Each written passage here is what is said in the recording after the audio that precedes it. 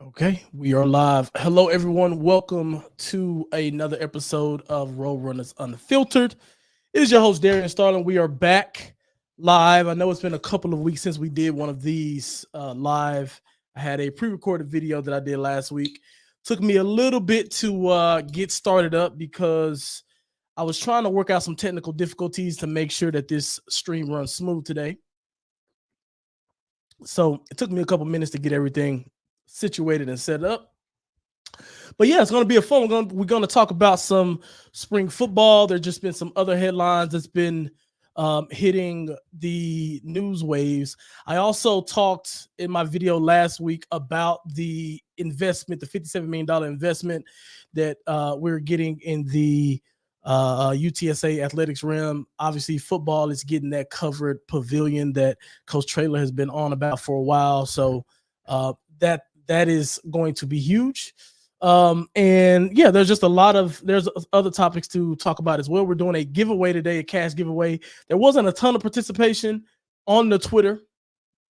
So for you guys who want to participate in the $100 giveaway, be sure to drop a comment of your social media handle, and then we'll do a random drawing or whatever at the end of the show and get some folks paid. So we'll go from there and we'll jump right into it. But the first thing, I am sweating, boy. So I just got off of a workout. I worked out earlier, so I went and took a shower, and it's hot, and I have a cool down. I look a mess. Anyway, jumping into spring football. So there's some interesting comments coming out of the spring football camp. The first one I want to start out with is, and I didn't really get to chime in on this as much as I really wanted to, but kind of talked about there's just been a lot of talk about, who's going to be the starting quarterback. Is it going to be Owen McCown? Is it going to be Eddie Lee Marburger? And those sort of things. And I think, Coach Traylor made some comments about, it could be both guys can suit up and that sort of thing. And I know I went on about that, I think on the last time I did one of these, but I like the fact that these guys are going in and he's actually not calling anybody's a starter, right? What I've been seeing online, what I've been seeing from some of you guys here in the comments, not in these particular comments, but in previous shows, that Owen McCown is going to be the guy. He's going to be the man for sure. And that's just because, he led us to our first bowl victory and things like that. But I've always remained consistent that I feel like he has a little bit more to prove. And I think from what we've seen in Eddie Lee Marburger in terms of his arm talent, you got to understand when these guys are backups, they are not thought about in the game plan the same way a Frank Harris would be thought about in the game plan as a starting quarterback, right? So also getting these guys ready for 1 week of play is very, very different than going into the season preparing with a Frank Harris style quarterback whenever you have, somebody who's been at the helm for a while. And I think that, both of these guys, I would imagine that they're going to roll the balls out this spring and give them an opportunity to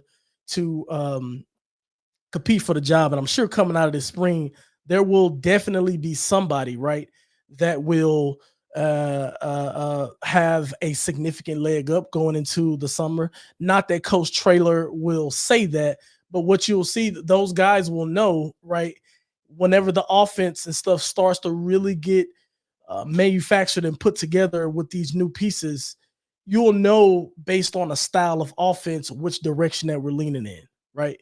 That's that. So the only people who will really get a clear view of who that'll be kind of ahead of time is the people that's going to be at the practices, watching the practices, because you'll just notice what UTSA is doing a little bit more and who that style suits. Does that suit Owen McCown more? Does that suit Eddie Lee Marburger? That'll be where you will get sort of a tip of who's going to be, the starter. So that, to me, that whole thing is going to be interesting. I've seen limited footage of them throwing the ball. I've been listening to some of Coach Traylor's, perspective on what the quarterback situation is going to be. And I honestly like what he said. Who can go down and give me the ball in the end zone? That's what he's looking for. So to me, I thought that was super interesting. I also thought something else was interesting too. Some comments he made about the receivers. Huge one. And shout out to the guys. Oh, by the way, I'm rusty already. For you guys who are new here, be sure to subscribe to the channel. And if you're not new here, leave a like. And if you have not joined as a member, why don't you join as a member? I actually got some cool. I actually have a plan now for what that content for members only is going to be. I'm going to be doing a lot more off the cuffs, instant reactions in video form that'll be strictly for members only. And I'll do that I'll release that short form to all the members. So be sure if you guys have not joined as a member, be sure to go ahead and do that. We would love to have you. But yeah, we'll start those short form videos this week as well. But going back to the receiver side of things, I'm happy. It's cool that Coach Traylor pointed out the different profile of receiver that we have on the team and what the team's gonna kind of be built around now. If you noticed what he said, he talked about we had guys that we had big guys on the outside that we could just throw the ball up and they go get it in the air, right? They high point the ball very well. They win close contested catches. They jump ball style of receivers and stuff like that. But something that was real interesting to me, and I think Coach Traylor kind of tipped his hat on what you're going to start seeing from the UTSA offense going forward. And I also think this caters to the quarterbacks we have as well, because they are big arm quarterbacks. Frank Harris didn't have the biggest arm. I think both of these guys they both throw the ball with more zip. And then they both can get that ball deep downfield. We've seen Eddie Lee Marburger throw some pretty deep passes whenever he was playing. So what I thought was interesting was talked about the contrast between the receivers that we have right now and the receivers we've had over the last 3 years. And he talked about there's 4 guys on our team that run sub 10.500s. That's huge. What he's saying is these guys, we can just throw it out there and they're going to go run by corners and they're going to catch long bombs type touchdowns.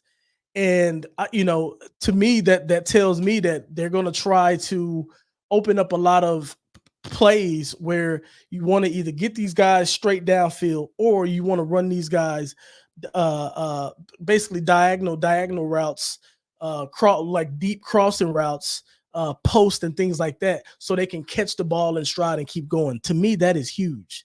That's going to be huge. And I like that because we haven't had that profile of receiver where, don't get me wrong, the guys that we've had have been really good after the catch. Joshua Cephas was really good after the catch in terms of how he was elusive and was able to shake guys in the phone booth. Zachary Franklin was not bad after the catch. So was JT Clark and some of the guys that we've had. But I think it'll be huge if we can get those sub 10.5 guys in space catching the ball while they're running. And that helps quarterbacks out a lot, because if you can get open on crossing routes, that opens up play action. That makes us deadly on play action tremendously. It allows us to line up and, really, really take advantage of some of the mismatches that we can create on the field if we have 4 guys that can do that. So hopefully those guys stay healthy and are all able to be on the field, because that'll be largely helpful to our young quarterbacks. Let's see. We got a couple comments here. I did not expect a large crowd today. But 12 folks, I'll take that. I'll take that live, because I haven't done one in a couple weeks. This stuff will continue to be every week. I just had too much work stuff. I had to get my schedule organized. But we'll be right back at it. Let's see. 512 Scotty B. He says, I think Owen's got the leg up, but he's going to let them battle through the spring and likely through fall camp. Yeah, I'm sure Owen has the leg up, but here's the way I look at that. The way I look at that is The way I look at that is, um, how much of a leg up does he have? That's the question. How much of a leg up does he have? I don't think I would agree that if you have a 1A, 1B, Owen's your 1A. Because Owen, got going a little bit and he began to he really start to flow a little bit and start doing his thing, and he was, the preferred guy later in the season and obviously the bowl game. But I don't think he separated himself enough to where he can get caught. I'm telling you, it is a completely different ball game when the coaches are preparing for one of those two to lead the team. Like their jobs are now going to be on the shoulders of one or two of these guys. So I don't think Owen has done enough for Coach Traylor to say, okay, I'm going to put the keys of the future of the program into this guy's hand right now. He's ready for it right now today, based on what I've seen. Because we've seen flashes of really good play and playmaking ability that Owen McCown had. First off, both of these guys are talented. I think both of them have the ability to be great quarterbacks for UTSA without a shadow of a doubt.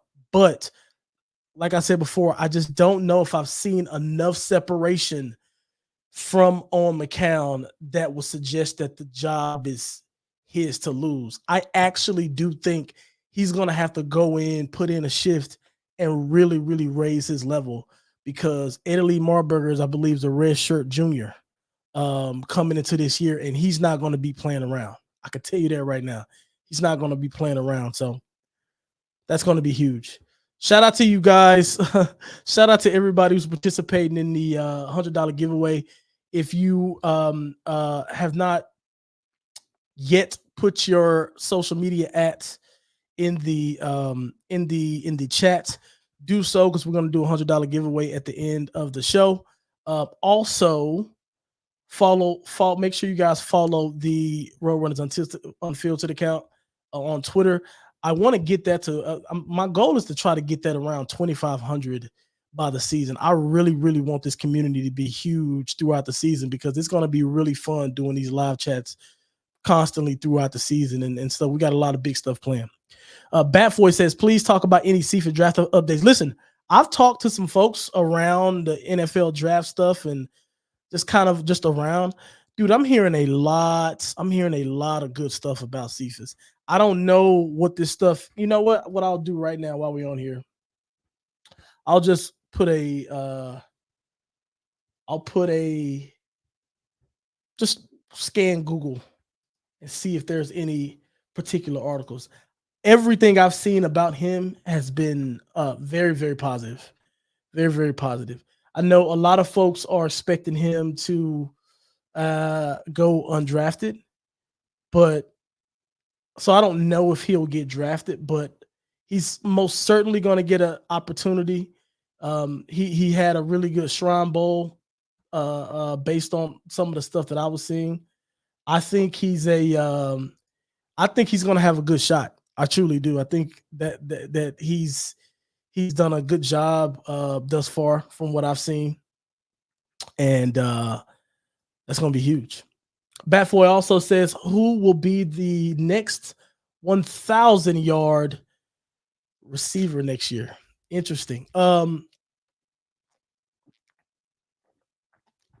Probably McEwen. I would say McEwen or one of the guys we got from the big schools, one of the transfer portal guys. But if I had to put my money, I see Scott said McEwen as well. Yeah, I agree with Scott. I think McEwen, especially start as we got, deeper into the season, I think he's going to be a big time player for us. A big time player. He's going to be the guy scoring a lot of touchdowns. He's going to be one of the leaders of the team, if I had to guess, because obviously coach already likes him. I'm pretty sure he has a rapport with both of the quarterbacks already. I think he's going to be a guy that's going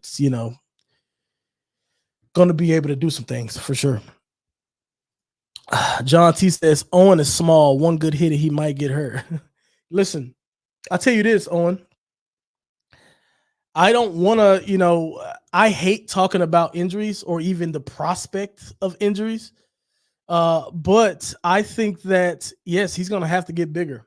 He's a little light in the tail, if you know what I mean. I agree with you 100%. I think that he's gonna have to get in that weight room, but never met Coach Philo. But everybody who talks about him, everything I've heard about him is that he gets those guys strong, and he'll get the right weight on them.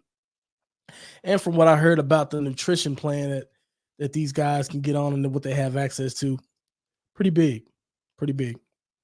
So I expect them to put on some weight. 512 Scotty B says, what is speculation? No, this is speculation, but the few spring videos I saw looks like Owen bulked up some. I hope so. I certainly hope so. John T said looked like a 70s punter last year. John T's on one today. I like it. Okay. Interesting news for next week. I am talking to Greg Luca. I forget who it was. I forget who it was right off the top of my head. I want to say it was one of the folks from the show that's on the show pretty often. I think it was 210 San Antonio Tex. Anyway, my guy made a recommendation that Greg Luca should come on the podcast. If you guys don't know who he is the he is the main writer, columnist, editor for San Antonio Express News, who covers UTSA. And I think it was South 210. And I'm talking to him. I'm trying to get him on a schedule next week, but I think that the basketball schedule and stuff, whenever that stuff is released, we'll be able to iron down the time. So it may not be Wednesday 5:30 next week with him.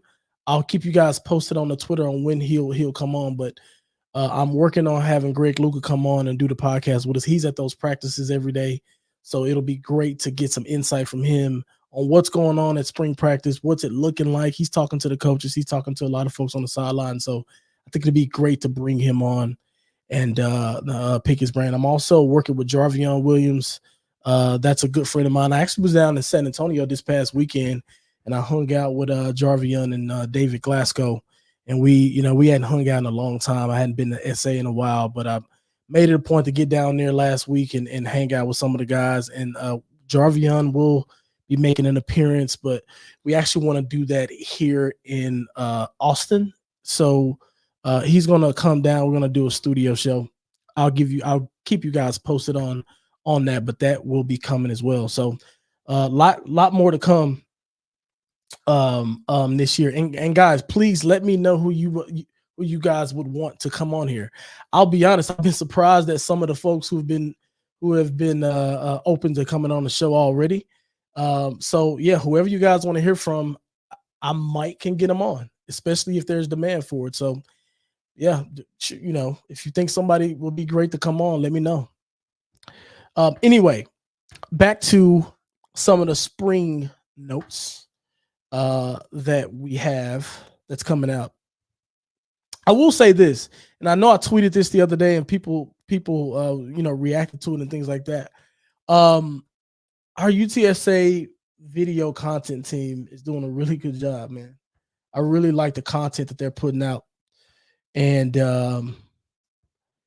it's a nice touch. It makes us feel, you see a lot of those big schools do that, and I think it's pretty cool seeing UTSA do it as well. But another thing on the flip side that I want to talk about too was I'm seeing all the articles come out about life after Frank Harris. What is UTSA going to look like after Frank Harris and that sort of thing? And the thing that I'll say to that is we got to get over it at the end of the day. Like, we got to get over it. That he is in a situation, or not in a situation. This type of stuff is going to happen over and over again. Once we have the next great player, the next great quarterback, who's Mr. San Antonio, there'll be another Mr. San Antonio that comes up, and they're a great UTSA quarterback.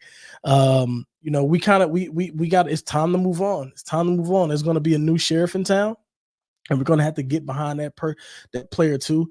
I think we'll be fine though. I really think that, man, what Coach Trailer is building at our at UTSA is huge. It is not going to end when just a handful of players, even a great quarterback, leaves, right?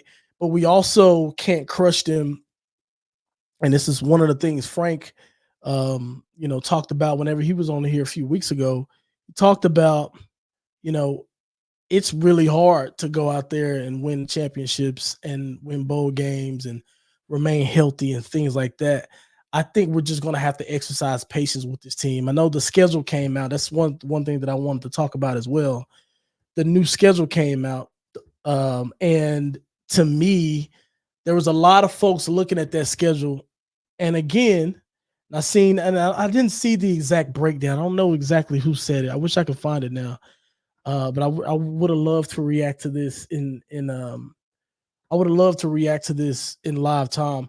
I'll start doing that type of thing for the members. So make sure you guys join as members. And I think, yeah, and you can find the link to join as a member in the description. But one of the things that you just see a little bit on Twitter is that, like, yeah, the schedule comes out. We have a very favorable schedule. And it's like, how do we know that yet? I mean, how do we know? How do we know? Like, I know we dodged a bullet.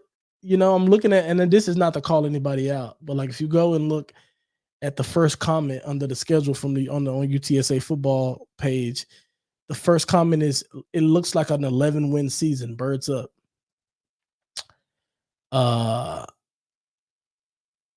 That's weird. It says, the second one says, if UTSA plays Texas tough and dominates its remaining schedule and wins the conference, like those are huge, huge, huge, stakes to be making this early whenever we don't even know who our quarterback is. All of these other teams as well are going to re-up. A lot of these teams, or some of these teams, have some money. They're getting transfers just the way we are. But I'm telling you, man, that quarterback situation is such a big deal that you just never know what's going to happen in some of these games. Even whenever we were, at the height of our powers with Frank and the whole crew, Zakari. I mean, you just think about 2 seasons ago. Think about how many close games we had, right? Think about how many close games we had, and we were fully loaded that year, right? We were fully loaded coming off a conference championship. So I think that we have to taper our expectations just a little bit, and just make sure that we are backing the team through it all, because we're not going to win bowls every single season. We're not going to win conference championships every single season. Some seasons might be a little bit more rocky, and they are typically a little bit more rocky once you have a big quarterback change and you lose. I mean, think about it. We lost, 2 of the faces of the program over the last 4 years in Frank and Wisdom, and other guys also. I mean, we got talent going to the league here and there and that sort of thing. Joshua Cephas, things like that. So, sometimes there's going to be some growing pains. I know Coach Trailer is great at what he does, but, I just think us as supporters of the program, we've gotten a little spoiled, and I don't think it's a bad thing, but I also think that we can't beat up the guys too much on some of this stuff. That's just me, though. Let's see, Bernard McEwen. I'm assuming this is a relative of Devin McEwen. Welcome to the show. Make sure you subscribe to the channel. Let's see. Scotty B says, these people are unrealistic. Winning is not that easy. It's exactly what I'm saying. It's exactly what I'm saying. It's like, I appreciate the confidence. I'm really happy I'm happy that, we are confident. I'm happy that we're in the position to where we can, we can be in the position to make some of those statements. I don't take that for granted, but at the same time, come on. I don't know. But I just want to go through the schedule in case people hadn't seen it yet. First game, we pop off. Let me do this properly here. So I'll make sure I don't screw anything up. So I was finna. Yeah, first game we pop off with Kennesaw State, August 31st. That's a home game, Alamo Dome. Um, After that, we got Texas State, huge one. That's going to be big. That's in San Marcos. So we need to turn San Marcos blue and orange. After that, coming down to Austin, playing UT. I will certainly be at that game. So that's going to be a big one. Then after that, we got Houston Christian. That's next game. But now we get into the conference games. First conference opponent we have is East Carolina. Second one we have Rice. Third one we have Florida Atlantic. Fourth one we have Tulsa. Then we have Memphis. Then we have North Texas. Then we have Temple. And then we got Army. They would, of course, save Army way up in West Point for the final game of the season. And when you look at some of that, I think there's some obvious teams that we avoided. And that is what I think that's what I think has got people feeling like, oh, like we're gonna do this, we're gonna do that. Not saying that we won't do it, but at the same time, we'll have to see. Let's see. Oh, Angela's getting on me. She says you need to start your show later. I'm driving. She said I'm diving at 5:30. I'm assuming she says driving. What time will work best, Angela? 6. I thought about moving it to 6. I have thought about that. That's definitely on the table. I would like that time, but I guess let me know in the comments, guys. Would 6 o'clock be a better starting time for y'all? Let me know in the comments. I'll consider that change. I have no problem. Angela's a member, so she gets priority. Angela says 6. Angela's calling shots. I'm mad at it. Not mad at it. Let's see. We're gonna go with. I'm gonna do a last call for the cash giveaway. If you have not put your social media handle in here, go ahead and do it, because I have a method of how I'm picking the winner. So go for it if you haven't done it yet. I'll be announcing. I'll give it about another 2 or 3 minutes, and then we'll get rolling on it. Cool. All right.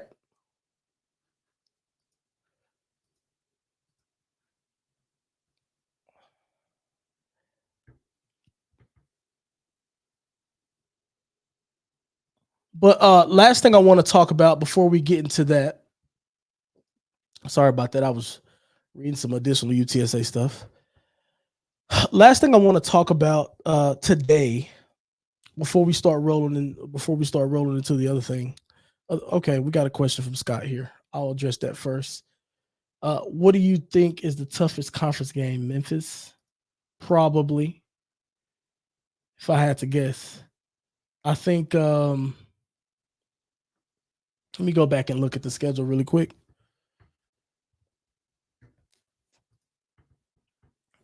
The toughest game in the conference. It's hard. So it's hard to say.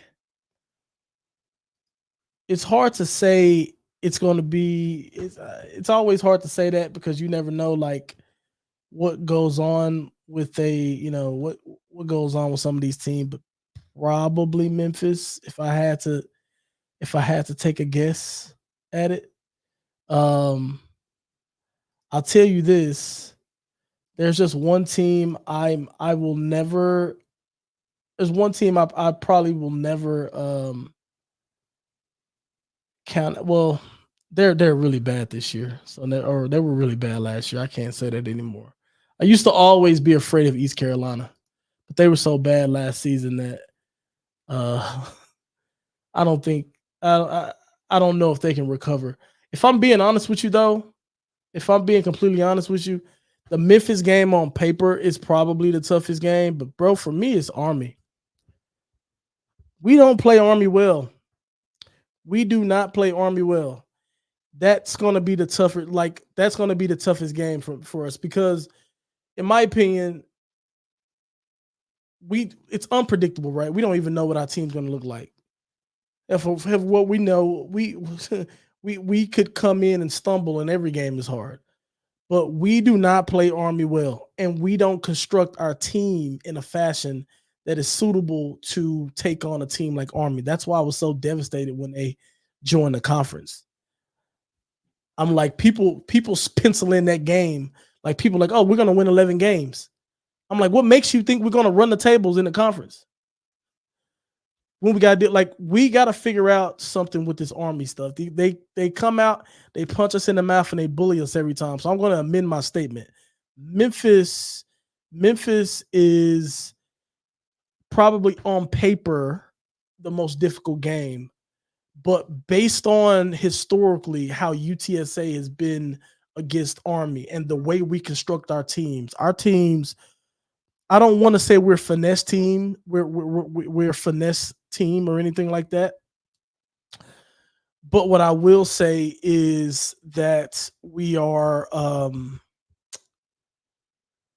more so outside type. We're outside type of team. We're a team that is not going. We're not going to. We're going to get linemen that are really good at pass blocking because we like to throw the ball. Although we do have really good run game too, but we're spread offense, right? So you know, the rest of the conference is also spread. So you get players and you construct your defense and you construct your player personnel to be able to combat what you're going to see the most. So what we typically see the most is spread teams. Therefore, the players that we have are more suitable for that. You play an Army with a team that's completely opposite. And even though last year they ran the ball, they ran the ball quite a bit. Or I'm sorry, not ran the ball quite a bit. They spread the ball out a little bit, and we can't. And whenever they do that, it throws us off our rocker, and we can't even stop their we can't stop their air raid either. They just have a tendency to out physical us whenever we play them, and that's worrisome. So, yeah, I think that team, in my opinion, is going to be our biggest test. All right, we got quite a few more folks that are entering the giveaway today. I'll run through some of these questions and then we'll jump into that. All right, Hassan is here. Hello, Hassan. Hassan says we're going to play in New York Six Bowl. We're going to play in a New Year's Six Bowl game in 2024. I hope so. I hope so. But I'm not going to get ahead of my skis. But listen, that would be great. That would be awesome. 100%. It's Rab says we also do not play well in the cold. Yeah, yeah. Listen, it's hard to play well in the cold. I'll tell you that, especially growing up in Texas. Yeah, we got a lot of folks from the South on our team. And cold weather is just not. It's never fun. And listen, people say that it's kind of a joke, and I'm not saying you're joking, right? But like people say that it's kind of a thing that's a little funny or just a little, bro. It is everything hurts worse in the cold. Some of you guys who have played, football know this. Everything hurts more in the cold. So yeah, not great. Hassan says calling it now 13-1 for 2024. Okay. All right. Listen, I hope so. I hope so. Let's see. Okay. Got a couple new names in here. Let's enter in the entering the giveaway. Keep up the great work, cousin. I know who this is. Thank you for tuning in. UTSA rivals is cold weather. UTSA rivals is cold weather. Oh, their rivals is cold weather. Okay, I think I know what you mean. Scott says, I like that it's at the end of the season and it's not the beginning. Hopefully we'll be playing our best ball at that point. I'm assuming you're talking about Army. We probably will be playing some of our I hope so. We probably will be playing our best ball to that particular point in time, because at that point we would have either already peaked or still peaking, and we will at least know what our best ball looked like. It will just determine at that point, like, will we wake up on that day and play good football? But I'm telling you, man, it's the styles. It's the styles, in my opinion. Styles, for anybody who's a fight fan, styles always make boxing matches and MMA matches and things like that. But in football, especially when there's a team that's doing something different, it's the same thing in basketball and other sports as well. Um, um, yeah, like, I don't know. I just don't like the style matchup based on the way our team is constructed. We beat Army on the road. We did beat Army. Listen, I think we've played Army. How many? I think we played Army. I want to say we've played them 3 times and we beat them once. I think that's the case. I think we beat them that year. We lost to them last year, and then we lost to them before that. One of those years before. Hassan says Texas is the hardest game besides Memphis. Will be the hardest game in 2024. Maybe Texas State too. That's it. Yeah, I think the question. So you're not wrong here. Texas is going to be the hardest game, obviously. The question was about the conference, though. Who's the hardest team in the conference? The toughest opponent that we're going to have in conference. I'm not mad at Memphis. Obviously, on paper they are, of course. But to me, the matchup with Army is just not great. But if we look at the whole schedule, I think obviously Texas is the hardest team that we're going to have to play. Texas State is going to be a hard game too, going to Texas State, considering that they had a really good season. They're going to be riding some momentum and that sort of thing. Playing them early does make me nervous, especially with us ushering in new quarterbacks. I would have much rather seen them in game 3 or 4. Playing them game 2 is I don't know. It's a little scary, but I believe. I'll tell you this: I ain't got to see us play at all. I'm still going to pick us to beat Texas State all day, every day. It's Rap says Memphis chokes all the time. Okay. Alrighty. Now it's time for the big giveaway.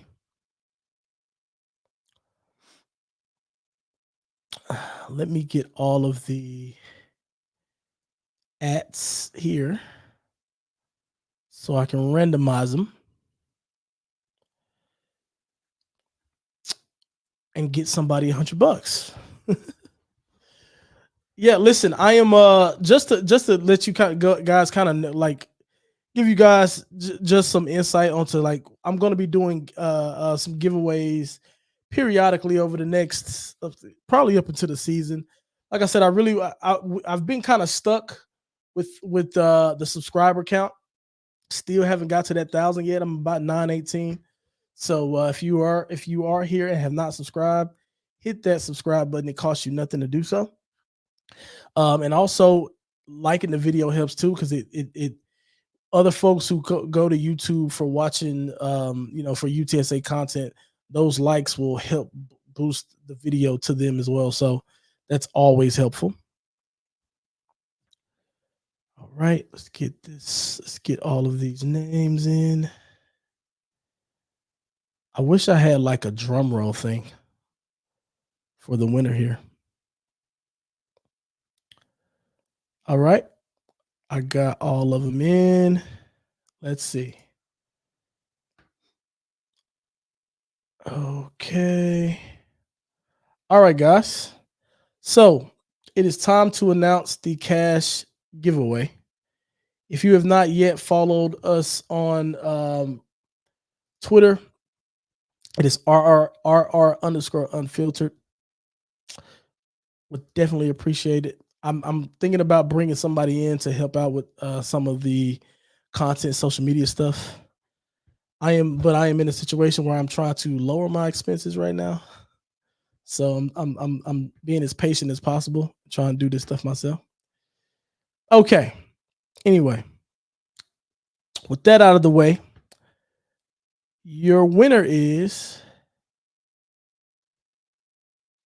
boom, Chris B. Bacon. Chris is your winner. Chris P. Bacon. Chris P. B. Chris P. Bacon. I'm sorry, 210. Chris, you has just won $100. I will reach out to you on Twitter for Cash App's information or Venmo or something like that. And I appreciate your participation and everybody else's participation. Chris P. Bacon is the winner. Just yeah, I'll reach out to you right after this show ends and we'll get you going. Chris P. Bacon. Give out money on Roadrunners Unfiltered, baby. All right. All right. Hassan says, what's your prediction for UTSA football record-wise for 2024? It's hard, Hassan, to give you something direct, man. I'll say this.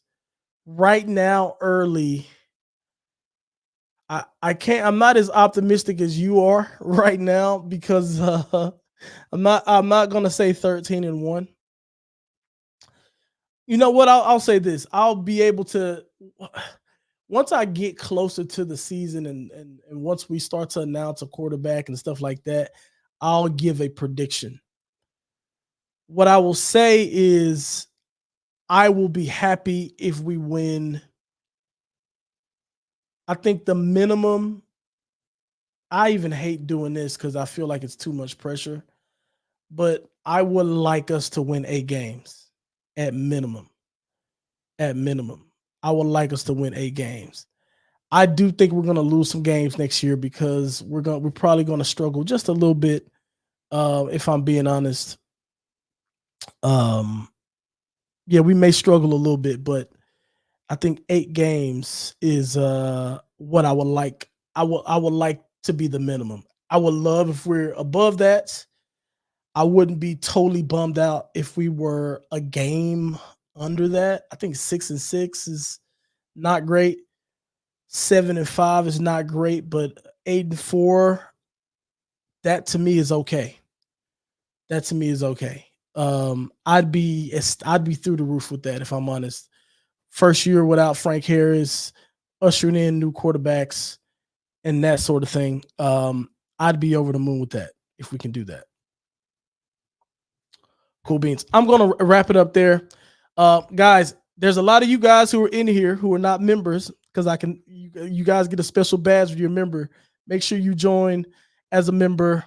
Link is in the description of the video to join the channel as a member. Like I said, we're going to have a lot of exclusive content starting this week on there. Make sure you like the video, subscribe to the channel, all the good stuff. Chris P. Bacon is your winner for the cash giveaway. We will issue that out tonight. And we'll go from wait, one second. I'm getting called out by It's Rap. He says 8 should be the low expectation. I will call that accountability for a winning culture. 8 should be the low expectation. I'm gonna stay on for a little bit. Could you elaborate what you mean by low expectation? Like 8 should be the least? Like you're saying, like I would call that accountability for a winning culture. I really want to respond to this.